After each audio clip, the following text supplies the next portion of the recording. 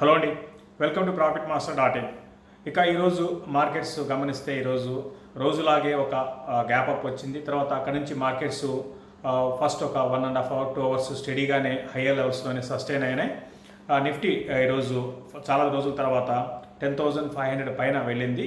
10,553 ఈరోజు day high అనమాట. అక్కడ హై టచ్ చేసింది. అయితే అక్కడి నుంచి మార్కెట్స్ కొంత ఒక అంటే 12కి అట్లా ఒకసారి చిన్న కరెక్షన్ లాగా వచ్చింది. హై నుంచి కరెక్ట్ అయింది, మళ్ళీ రికవర్ అయ్యి మళ్ళీ పాజిటివ్గా వచ్చింది. అయితే సెకండ్ హాఫ్ నుంచి మార్కెట్స్లో బాగా ట్రెండ్ అనేది కంప్లీట్గా రివర్స్ అయింది. 2 తర్వాత మార్కెట్స్ ఒక్కసారి బాగా కరెక్ట్ అయినాయి. దీనికి ప్రధాన కారణంగా చూసుకుంటే బ్యాంక్స్ అని చెప్పచ్చు. ఈరోజు దాదాపు అన్ని బ్యాంక్స్ వీక్గా ఉన్నాయి. మరీ ముఖ్యంగా ఐసిఐసిఐ బ్యాంక్ బాగా ఈరోజు 7% పరంగా 7% డౌన్ అయింది. దాని కారణంగా బ్యాంక్ నిఫ్టీ వీక్ అయింది. దీంతోపాటు అదర్ బ్యాంక్స్ అటు కోటక్ కానివ్వండి, యాక్సిస్ బ్యాంక్ కానివ్వండి, ఎస్బీఐ ఇవన్నీ కూడా ఈరోజు హై నుంచి బాగా కరెక్ట్ అయినాయి. బ్యాంక్ నిఫ్టీ పరంగా చూసుకుంటే ఈరోజు క్లోజింగ్ బేసిస్లో 21,426 దగ్గర క్లోజ్ అయింది.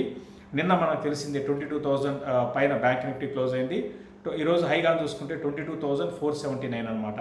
అక్కడి నుంచి కూడా డే స్టార్టింగ్ నుంచి కూడా బ్యాంక్ నిఫ్టీ పెద్దగా స్ట్రెంత్ అనేది కనపరచలేదు. హై నుంచి కరెక్ట్ అవుతూ వచ్చింది. హైకి లోకి చూసుకుంటే 1000 పాయింట్స్ పైన బ్యాంక్ నిఫ్టీ కరెక్ట్ అయిందనమాట. బ్యాంక్ నిఫ్టీ పరంగా ఈరోజు లోగా చూసుకుంటే 21,336, క్లోజింగ్ 21,426 దగ్గరగా లో దగ్గరే బ్యాంక్ నిఫ్టీ ఈరోజు క్లోజ్ అయింది. మరోవైపు నిఫ్టీగా చూసుకుంటే 10,305 దగ్గర నిఫ్టీ క్లోజ్ అయింది. -165 పాయింట్స్ దాకా మైనస్లో ఈరోజు నిఫ్టీ క్లోజ్ అయింది. పర్సంటేజ్ పరంగా నిఫ్టీ 1.5% అయితే బ్యాంక్ నిఫ్టీ 3.7% అనమాట. ఇది ఇండెక్సెస్ పరంగా. తర్వాత ఈరోజు మార్కెట్స్లో పాజిటివ్గా ఇండెక్స్కి సపోర్ట్ చేసిన స్టాక్స్లో ఏషియన్ పెయింట్స్ రిజల్ట్ అంటే రిజల్ట్ బాగా వచ్చాయని నేను చెప్పను, రిజల్ట్ బాగాలేవు, బట్ స్టాక్ మాత్రం 3.7% పెరిగింది. హైగా చూసుకుంటే ఒక టైంలో ఈవెన్ 1,800 రూపీస్ పైన కూడా వెళ్ళింది. తర్వాత ఐటీసీ ఒకటి ఈరోజు 3.2%, 192 రూపీస్ దగ్గర ఐటీసీ ప్రస్తుతానికి ట్రేడ్ అవుతుంది. మరోవైపు హీరో మోటార్ కార్పొరేషను ఇది ఈ మధ్యకాలపు హైకి వచ్చిందండి. ఇది కంటిన్యూగా పెరుగుతూ వచ్చిన స్టాక్ ఇది 2493 3% ఈరోజు గెయిన్స్లో ఉంది. మరోవైపు వీక్గా ఉన్న స్టాక్స్లో ఇండియా బుల్స్ హౌసింగ్ ఫైనాన్స్ నిన్న హై నుంచి కరెక్ట్ అయింది, బట్ ఈరోజు చూసుకుంటే మళ్ళీ ఇది 13% కరెక్ట్ అయింది, 208 దగ్గర ఉంది. తర్వాత ఇంకొక ఇండెక్స్లో వీక్ అయిన స్టాక్లో ఇంతకుముందు నేను అన్నట్టుగా ఐసిఐసిఐ బ్యాంక్ 349 7% డౌన్ అయింది. తర్వాత ఇండస్ఇండ్ బ్యాంక్ 7% డౌన్ అయింది.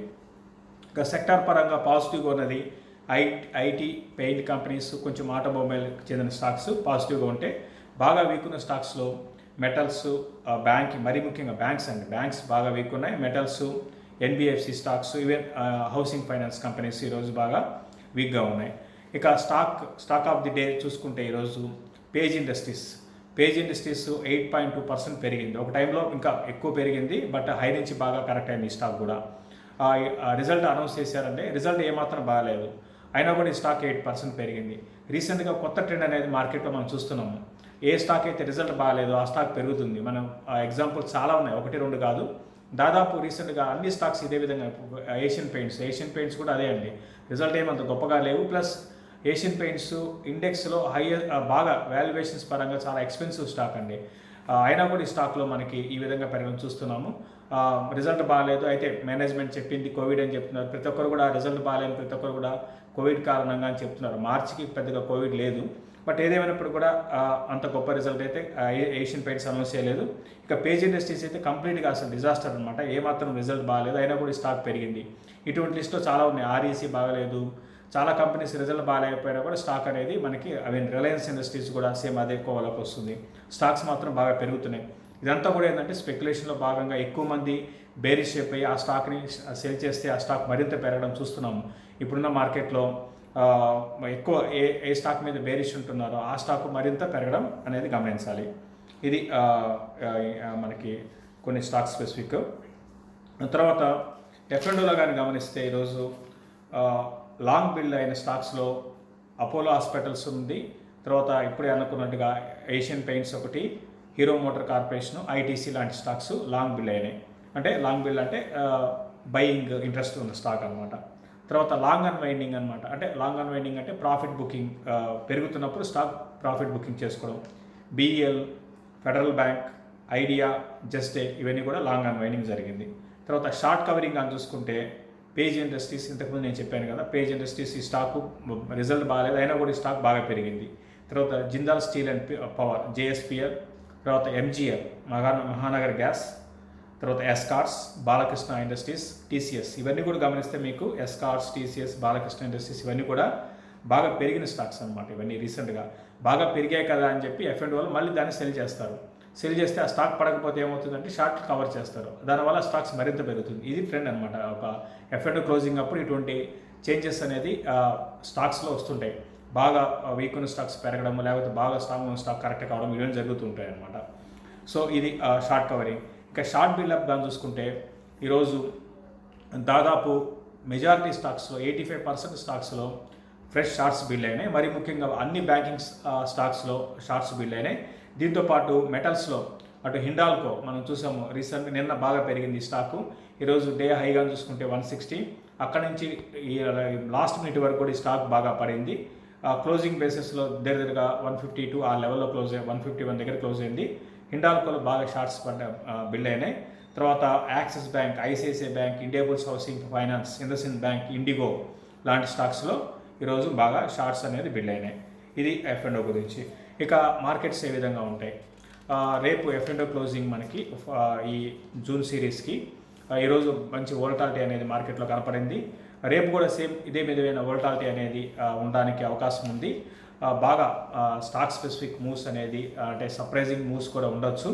బట్ ఏదేమైనప్పటికీ కూడా మార్కెట్స్ నేను అనుకోవడము రేపు చాలా వరకు ఫ్లాట్గా, అంటే ఓపెనింగ్ కొంచెం మైనస్లో ఉన్నా కూడా మళ్ళీ రికవరీ రావచ్చు, బట్ ఫ్లాట్గానే క్లోజ్ కావచ్చు. అయితే ఈ ఎఫ్&ఓ రిలేటెడ్ సెల్ ఆఫ్స్ కూడా మనం రూల్ అవుట్ చేయలేము. అంటే ఒకవేళ నిఫ్టీ గ్లోబల్గా బాగా నెగిటివ్గా ఉంటే మాత్రం నిఫ్టీ వీక్గానే ఉండొచ్చు. అంటే నిఫ్టీ 10,200 ఆ లెవెల్ దాకా రేపు ఒకసారి టెస్ట్ చేయొచ్చు. అది కానీ బ్రేక్ కాకుండా ఉంటే ప్రాబ్లం లేదు. ఒకవేళ 10,200 బ్రేక్ అయిందంటే ఫర్దర్ ఫాల్ అనేది నిఫ్టీలో రావడానికి అవకాశం ఉంది. ఇది రేపు అని కాదు, రానున్న రోజుల్లో నిఫ్టీకి అరౌండ్ 10,200 ఆ లెవెల్ అనేది కొంచెం స్ట్రాంగ్ బేస్ అనేది సపోర్ట్ అనేది ఉండవచ్చు. అక్కడ కానీ అది కానీ బ్రేక్ అయితే ఫర్దర్ ఫాల్ అనేది ఉండడానికి అవకాశం ఉంది. అయితే ఈరోజు మళ్ళీ బేర్స్ బాగా హెవీగా షార్ట్స్ అనేది క్రియేట్ చేశారనమాట. ఇక్కడ రెండు రకాలుగా మనం చూడాల్సి ఉంటుంది. ఒకవేళ మార్కెట్స్ ఒక లెవెల్ దాటి కట్ కాకుండా పడలేదనుకోండి, ఎవరైతే షార్ట్స్ బిల్డ్ చేసిన వాళ్ళు షార్ట్ కవరింగ్ అనేది వస్తుంది. అట్లా లేని పరిస్థితుల్లో ఫర్దర్ ఫాల్ ఉంటే ఇంకా వాళ్ళు షార్ట్స్ కవర్ చేయరు, ఇంకా మార్కెట్ ఫర్దర్గా పడుతుంది లేని షార్ట్ కవర్ చేయరు. కాబట్టి మార్కెట్స్ మరింత కిందానికి వెళ్ళడానికి అవకాశాలు ఉంటాయి. అయితే దీని అన్నిటికీ కూడా గ్లోబల్ క్యూస్ అనేది దాన్ని బట్టి కూడా మారుతూ ఉంటుంది. దీంతోపాటు మనకి రిజల్ట్ సీజన్ అనేది స్టార్ట్ అవుతుందండి. ఆల్రెడీ మనకి ఫస్ట్ సైన్ కనపడుతుంది. ఇప్పుడు బ్యాంకింగ్ స్టాక్స్లో సెల్లింగ్ అనేది, అంటే బ్యాంకింగ్ స్టాక్స్లో బ్యాంకింగ్ రిజల్ట్ బాగుండవని అందరికీ తెలిసిందే. అయినా సరే ముందుగా ఆల్రెడీ ఎవరైతే ఈ స్పెక్యులేషన్ చేసే వాళ్ళు ఉంటారో వాళ్ళందరూ కూడా హెవీగా సెల్లింగ్ అనేది మనం చూస్తున్నాము, షార్ట్ సెల్ అనేది చూస్తున్నాము. కాబట్టి బ్యాంక్ నిఫ్టీ అనేది రాను రోజుల్లో 21,000 కానీ బ్రేక్ అయితే మరింత కిందకి వెళ్ళే అవకాశము బ్యాంక్ నిఫ్టీలో ఉంది. దాంతోపాటు నిఫ్టీని కూడా బ్యాంక్ నిఫ్టీ కిందకి తీసుకెళ్లే అవకాశాలు ఉంటాయండి. ఎందుకంటే వెయిటేజ్ ఎక్కువ బ్యాంక్ నిఫ్టీలో మనకి ఇండెక్స్లో వెయిటేజ్ అంతా చూసుకుంటే బ్యాంక్ నిఫ్టీలో ఉంది. కాబట్టి బ్యాంక్ నిఫ్టీ 21,000 అనేది రానున్న రోజుల్లో చాలా కీలకంగా నేను చెప్తాను. ఇది మార్కెట్స్ గురించి. అయితే కొత్తగా ఫ్రెష్గా మరీ ముఖ్యంగా ఫ్యూచర్స్లో బై చేయాలనుకునే వాళ్ళు మాత్రం వద్దండి, కొంచెం వెయిట్ చేయండి. ఫ్రెష్ బయింగ్ అయితే మరీ ముఖ్యంగా ఫ్యూచర్స్లో వద్దు. నెక్స్ట్ ఒక 2 to 3 డేస్ ట్రెండ్ అనేది దాన్ని బట్టి మనం మాట్లాడుకుందాం. ఇక రెగ్యులర్గా అడుగుతున్న స్టాక్స్, చాలామంది అడుగుతున్న స్టాక్స్ మనం ఒక 2-3 తీసుకుందామండి ఈరోజు. చాలామంది ఈ మధ్య ఈ గ్లెన్మార్క్ ఫార్మా గురించి అడుగుతున్నారు. మనం ఆల్రెడీ గతంలో ఈ స్టాకు మనం చెప్పాము, స్టాక్ బాగా పెరిగింది. అయితే రీసెంట్గా ఈ న్యూస్ కారణంగా ఈ స్టాకు ఒక 2 days బ్యాక్ చాలా హయ్యర్ లెవెల్స్కి వెళ్ళింది. అయితే అక్కడి నుంచి కరెక్ట్ అయింది. ఈరోజు కూడా చూసుకుంటే ఈరోజు 5.6% 457 దగ్గర ఈ స్టాక్ ప్రస్తుతానికి ట్రేడ్ అయింది. అయితే చాలామంది ఏంటంటే ఏం చేయాలి ఇప్పుడు అంటే, ఒకటండి, మీరు షార్ట్ టర్మ్ ట్రేడరా ఇన్వెస్టర్ అనేది మీరు డిసైడ్ చేసుకోండి. స్టాక్ పరంగా అంటే నా ఆలోచన ప్రకారము ఇంకా ఈ స్టాకు కొంచెం పెరిగే అవకాశాలు ఉంటాయి. అయితే మొన్న న్యూస్ కారణంగా పెరిగింది, మరీ అంత జస్టిఫై చేయనండి, నిజంగా అంత పెరగాల్సిన అవసరం లేదు. బట్ వీళ్ళు డెర్మటాలజీ పరంగా చూసుకుంటే వీళ్ళు చాలా స్ట్రాంగ్ ఉన్నారు. ఒకప్పుడు కొంచెం ఫైనాన్షియల్ ప్రాబ్లమ్స్ ఉన్నాయి, అవి స్లోగా సాల్వ్ చేసుకునే అవకాశాలు ఉన్నాయి. వీళ్ళకి బాగా అంటే వీళ్ళ పోర్ట్ఫోలియోలో చూసుకుంటే చాలా దాదాపు అన్ని డ్రగ్స్ వీళ్ళకి ఉన్నాయి అన్నమాట.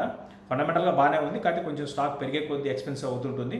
బట్ 6 to 8 మంత్స్ టార్గెట్ కానీ అనుకోవడము, ఇది 620 to 640 లెవెల్స్ని టెస్ట్ చేసే అవకాశం ఉంది. అంటే ఇమీడియట్గా కాదండి, 6 to 8 మంత్స్ నా టార్గెట్ అనమాట అది.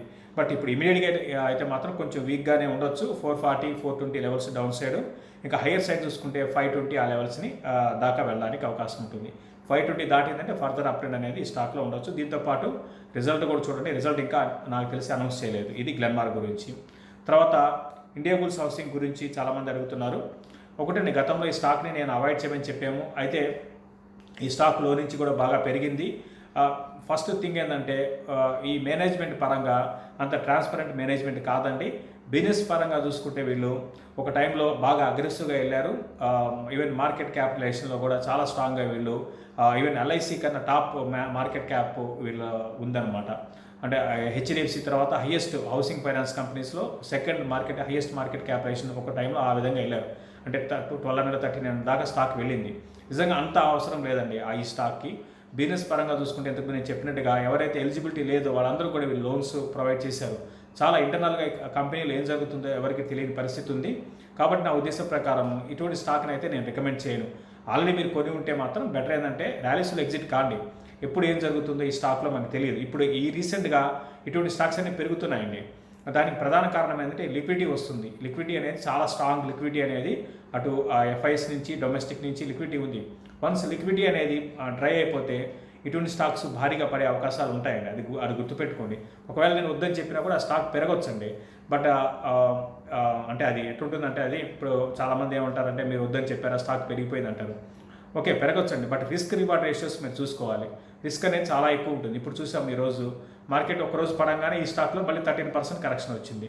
సో మార్కెట్ ఇక్కడ నుంచి ఇంకో 200 పాయింట్స్ పడితే దీంట్లో ఇంకొక 15-20% కరెక్షన్ రావడానికి అవకాశం ఉంటుంది. సో అంత రిస్క్ అనేది ఈ స్టాక్లో ఉంటుంది. కాబట్టి ఇటువంటి స్టాక్స్ని అవాయిడ్ చేయండి. స్పెక్యులేషన్ చేసేవాళ్ళు చేసుకోవచ్చు కానీ, బట్ ఒక ఇన్వెస్టర్ పరంగా ఇది ఇన్వెస్ట్మెంట్కి రైట్ స్టాక్ అయితే కాదండి. తర్వాత సేమ్ హౌసింగ్ ఫైనాన్స్లోనే మళ్ళీ ఎల్ఐసి హౌసింగ్ ఫైనాన్స్ గురించి అడుగుతున్నారు చాలామంది. ఓకేనండి, ఈ స్టాక్ కానీ చూసుకుంటే ఇది 600-700 లెవెల్స్ నుంచి కరెక్ట్ అవుతూ లాస్ట్ 1 yearలో వచ్చిన స్టాకు. అందరూ తెలిసిందే పిఎస్యు కంపెనీ. అయితే దీంట్లో కూడా ఏంటంటే అప్ ట్రెండ్ అనేది ఒక లిమిటెడ్ అప్ ట్రెండ్ ఉంటుందండి. మరి మార్కెట్ బాగా భారీ బులిష్ అయిపోతే 400 రూపీస్ దాకా వెళ్ళొచ్చు.